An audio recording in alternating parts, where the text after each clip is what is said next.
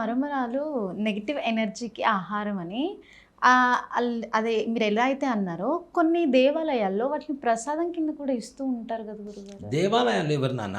బయట అమ్ముతూ ఉంటారు, లడ్డూలతో పాటు అమ్ముతూ ఉంటారు. అది అసలు లేవు నాన్న. పూర్వకాలంలో ఈ మరమరాలు పెట్టడాలు అట్లాంటివి అటుకులు పెట్టేవాళ్ళు. అసలు మనకి అటుకుల సంగతి ఎప్పుడు విన్నాం? ఈ అటుకులు అనేటువంటి శబ్దాన్ని మనం ఎక్కడ ద్వాపర యుగంలో కుచేరుడు కృష్ణుడి దగ్గర నుంచి వింటున్నాం మనం. అటుకులు పోయి మరమరాలు వచ్చినాయి వాటి స్థానంలోకి. అటుకులు స్వామివారికి ప్రీతికరమైనటువంటి, గణపతి కూడా పెడతాం కదా అటుకులు, చిటికెడు బెల్లం అని చెప్పి మనం శ్లోకాలు కూడా ఉన్నాయి కదా, పద్యాలు కూడా ఉన్నాయి కదా. అంటే అటుకులు ఉన్నాయి, కానీ ఈ మరమరాలు పూర్వకాలంలో ఉండేవి కాదు. అవి రాను రాను అవి దేవాలయాల దగ్గర తీసుకొచ్చి పెడుతుంటారు.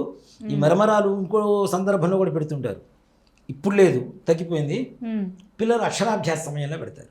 అక్షరాభ్యాసం చేస్తాం కదా, స్కూల్లో జాయిన్ చేస్తాం కదా, అప్పుడు పెడతారు మరమరాలు, బెల్లం, ఈ పుట్నాలు 3 కలిపి పెట్టేవాళ్ళు పూర్వకాలంలో. ఎందుకోసం? అప్పుడు ఎందుకు పెట్టాలి మరి?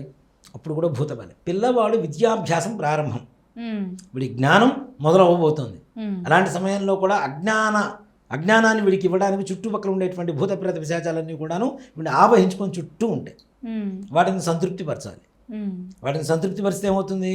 ఆటోమేటిక్గా వీడి జోలికి రాకుండా ఉంటే వీడు మంచి విద్యావంతుడు అవుతాడు, బాగా చదువుకుంటాడు, దేశానికి పనికి వస్తాడు. అవునా? ఈ మరి పేలాలు ఇవన్నీ కూడా ఎవరికి పెడతారు?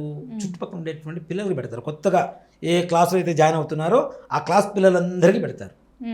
ఇక్కడ ఏంటి అంటే పక్క వాళ్ళ పిల్లల స్వరూపంలో వాళ్ళ మనస్సులో ఈ చెడు ఆలోచన లోపలికి ఉద్భవించి ప్రారంభమై ఈ పిల్లవాడిని పాడు చేస్తాయేమో అని చెప్పి మనుషుల రూపంలో, అంటే పిల్లల రూపంలో ఉండేటువంటి వాళ్ళ మనస్సులో ఉండేటువంటి చెడుకు ఆహారంగా ఈ పేలాలు పెట్టడం అనేటువంటిది ఆనవాయితీగా వస్తుంది. ఇప్పుడు అసలు పేలాలు పెట్టేటువంటి సంప్రదాయం అయిపోయింది ఇప్పుడు, ఒక మాట చెప్పాలంటే. అంతేకాకుండా దీన్ని ఇంకొక రీజన్లో తీసుకుంటే, ఇప్పుడు మీకు ఫ్రెండ్ అవ్వాలంటే ఏం చేయాలి? మీకు ఏదైనా చిన్నప్పుడు మెంటాలిటీ అదే కదా, తాయిలాలు పప్పు బెల్లాలు పెట్టుకుంటే ఫ్రెండ్స్ అవుతారు. వీడు చేరగానే పప్పు బెల్లాలు పెట్టుగానే అందరూ ఫ్రెండ్స్ అవుతారా? అవరా?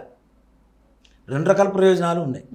చుట్టూ పిల్లల స్వరూపంలో పిల్లల మనసులో ఉండేటువంటి చెడు ఏదైతే ఉంటుందో అది పోవడం కోసం, వాటిలో ఉండేటువంటి భూత రూపంలో ఉన్నటువంటి వాటి కోసం బలిహరణ ఇవ్వడం కోసం వాటి ఆహారంగా పేలాలు పెట్టడం, అట్లాగే ఉండేటువంటి విద్యార్థులందరినీ కూడాను స్నేహితులుగా మార్చేందుకు పెట్టడం కూడా ఇది ఒక ఆచారంగా వస్తుంది.